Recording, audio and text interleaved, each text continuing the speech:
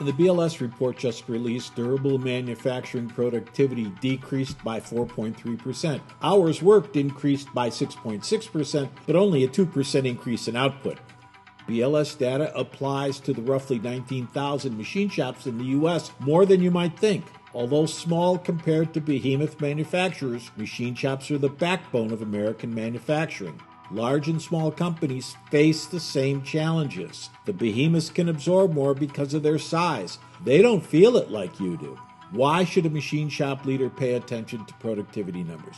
Productivity drives prosperity. When productivity is increasing, your prosperity does too. To protect prosperity, you've got to drive up productivity.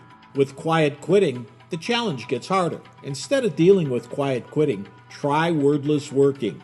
When the BLS report comes out and says there's a productivity decrease, you can smile and say, not here, not on my watch. To explore how wordless working can give you control over production and costs, call us at 866-952-9020 and then press 1 to start the conversation. RoboJob USA, first in CNC automation.